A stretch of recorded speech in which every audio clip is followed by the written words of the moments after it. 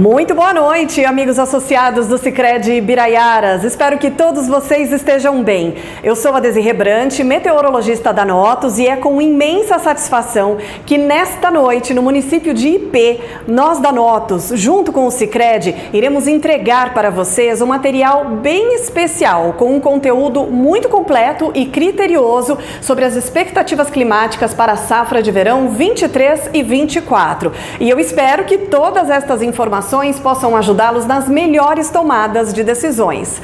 Acompanhem! Confiram agora a previsão climática para a safra de verão 23 e 24, em especial para o município de IP, no Rio Grande do Sul, através dos nossos mapas com a previsão para todo o Brasil e, claro, com o devido destaque para a região de IP, através do nosso gráfico com a previsão de chuva e de temperatura para os próximos 180 dias. Mas antes da previsão, temos que observar como estão as condições atuais, como vai se dar o início desta safra, especialmente no que diz respeito à água disponível no solo. O mês de junho fechou com a chuva acima da média no Rio Grande do Sul e julho começou já com bastante chuva. Os índices de água no solo estão excelentes na região sul do Brasil e a tendência é de aumentar ainda mais no decorrer agora dos próximos dias. E antes de darmos continuidade à previsão mesmo, a expectativa de chuva e de temperatura, vamos falar do nosso protagonista da safra de verão, o El Niño, que de acordo com o NOAA está vigente e vai continuar pelo menos até o nosso verão. Do lado esquerdo da nossa tela, nós temos o mapa de anomalia da temperatura da superfície do mar, onde observamos de maneira muito clara o aquecimento do Pacífico na linha do Equador. Temos uma anomalia em torno de 1 grau na porção mais central e mais perto da América do Sul, essa anomalia chega a mais de 3 graus acima da média. E do lado direito nós temos uma espécie de aquário, onde a gente observa as águas em profundidade e identificamos ainda a presença de parcelas de água mais quente que vão emergir e manter esse aquecimento nos próximos meses. De acordo com o NOAA, do lado esquerdo nós temos o gráfico com a tendência da manutenção do El Niño e a probabilidade é que ele permaneça em torno de 90% de chance até o nosso verão. Então a safra de verão certamente será com o El Niño, e do lado direito a gente tem o gráfico que sugere um El Niño por enquanto com intensidade fraca a moderada. Uma intensidade para uma intensidade mais forte, por enquanto a probabilidade ainda é menor. E normalmente em anos de El Niño chove mais no sul e menos entre o norte e o nordeste. E quais serão os desafios do agro no Brasil por causa do El Niño? Bom, começando pela irregularidade da chuva entre o sudeste e o centro-oeste do país. Embora o El Niño possa até trazer a chuva mais cedo, a chuva da primavera, ela ainda vem de forma irregular e ao longo do verão ela deve ser de forma irregular. Ela até alcança a média histórica, mas de forma mal distribuída. No Mato Piba, normalmente a chuva fica abaixo da média. E se por um lado o El Niño ele traz a chuva mais cedo para o Brasil Central, ele pode cortar mais cedo também. Isso pode gerar alguma dificuldade para o milho safrinha entre o sudeste e o centro-oeste do Brasil. E por conta de excesso de chuva, por exemplo, a gente pode ter uma maior pressão no surgimento de pragas, especialmente doenças relacionadas ao excesso de umidade. Então, atenção, região sul do Brasil, onde há uma expectativa aí de chuva acima da média, principalmente agora no segundo semestre, por causa do El Niño. Então vamos ao que interessa, que é a previsão de chuva. Nos próximos dias ainda tem bastante chuva para o Rio Grande do Sul, inclusive deve ultrapassar a média histórica de 19 a 25 de julho. Chuva de novo, um pouco menos intensa, mas dentro da média histórica para esse período. E fechando o mês de julho ainda com chuva mais forte no Rio Grande do Sul, sobretudo nas áreas mais ao sul do estado, onde o mapa aqui do centro da nossa tela sugere até uma anomalia positiva, ou seja, pode ultrapassar um pouquinho a média histórica para este período. Para os próximos meses, julho deve fechar com a chuva acima da média na região sul do Brasil. Agosto também. Aliás, a partir de agosto, especialmente, sentiremos de maneira cada vez mais clara os efeitos do fenômeno El Niño e de que forma, deixando a chuva acima da média no centro e sul do Brasil e abaixo da média nas áreas mais ao norte do país. E ao mesmo tempo que essa chuva ganha intensidade quanto ao seu volume, também vai aumentando o risco para tempestades. Setembro também vai ser um mês com o efeito do El Niño, com chuva acima da média nas áreas mais ao sul do Brasil e aumentando cada vez mais o risco para tempestades, principalmente no que diz respeito ao risco para queda de granizo. Esse vai ser um dos desafios ao longo do segundo semestre agora para o interior da região sul do Brasil.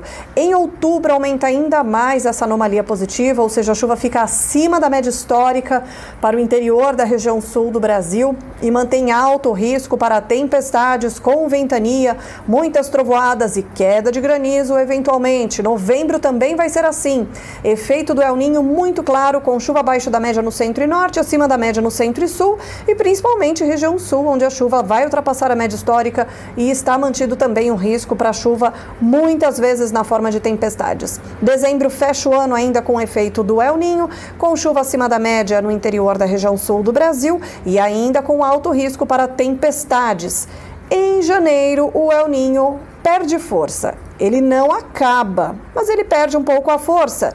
E isso permite que outras variáveis atmosféricas e oceânicas passem a atuar no Brasil e aí dá uma quebra nesse padrão da chuva do El Niño, que é mais chuva para o sul, menos para as áreas mais ao norte, tanto que em janeiro existe uma possibilidade até de chuva acima da média no centro do Brasil.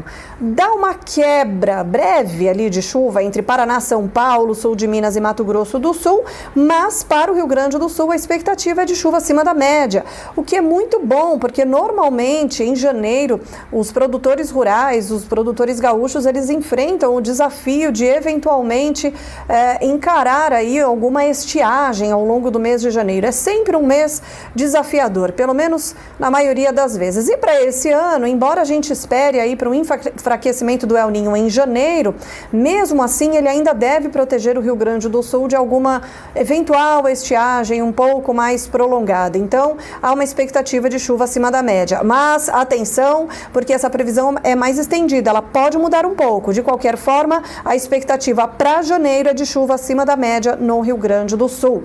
Agora, quanto à temperatura, este vai ser um inverno mais ameno, também por causa do El Niño. Teremos ainda algumas ondas de frio, mas elas ficam cada vez mais espaçadas e mais fracas. Tem previsão de geada agora na segunda quinzena do mês de julho, entre os dias 20, 25 de julho. Inclusive, esse risco, ele existe para as áreas de abrangência do Sicredi no Rio Grande do Sul. Depois desse evento de frio, agora na segunda quinzena de julho, vai fazer frio novamente, mas de forma mais espaçada e cada vez mais fraca. Esse ano, o inverno, entre aspas, pode ser um pouco mais curto e isso faz com que o risco para geadas tardias fique baixíssimo. Agora vamos à tendência de chuva e temperatura para os próximos 180 dias na região de IP, no Rio Grande do Sul, começando pela chuva representada aqui no nosso gráfico pelas barrinhas em azul. Chuva é algo que não deve faltar. A única coisa que muda é o comportamento dela. Ela será um pouco mais espaçada, pelo menos até meados de outubro, e aí, a partir de meados de outubro, ela ganha intensidade. Ela fica mais volumosa, mais frequente e mais perigosa também, porque aumenta o risco para tempestades, especialmente na primavera. A partir de meados de outubro, principalmente, o risco para tempestades com queda de granizo deve aumentar no interior do Rio Grande do Sul, inclusive na região de IP. Quanto à temperatura, ela deve subir naturalmente até o fim do ano. Teremos alguns picos de calor entre agosto e setembro, enquanto essa chuva não ficar mais encorpada. E aí, lá para o fim do ano, especialmente ao longo do mês de dezembro, o calor deve amenizar um pouquinho. Não vai deixar de esquentar, mas ele fica um pouco mais ameno. Provavelmente, aliás, isso é um forte indicativo de que teremos uma chuva mais persistente no fim do ano no Rio Grande do Sul. E é por isso que a temperatura não vai subir tanto como sobe em alguns momentos antes aí do mês de dezembro. Bom, para fechar a nossa história, certamente essa vai ser uma safra com um início um pouco mais úmido no centro do Brasil, ainda que seja uma chuva mal distribuída, e no sul do país, certamente a chuva fica acima da média, ela ganha força, especialmente na primavera, e inclusive é quando aumenta o risco para tempestades, incluindo a região de IP. 2024 vai começar com chuva acima da média no Rio Grande do Sul e isso diminui o risco de estiagens, como é comum acontecer no mês de janeiro.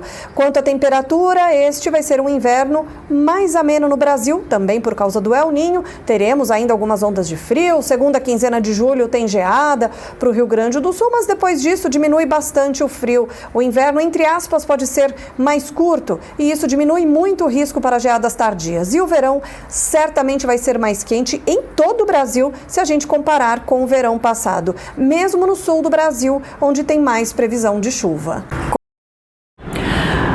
Espero que vocês tenham gostado do conteúdo e que a próxima safra de verão seja de prosperidade. E não se esqueçam, juntos podemos construir um agro cada vez mais forte. Até a próxima!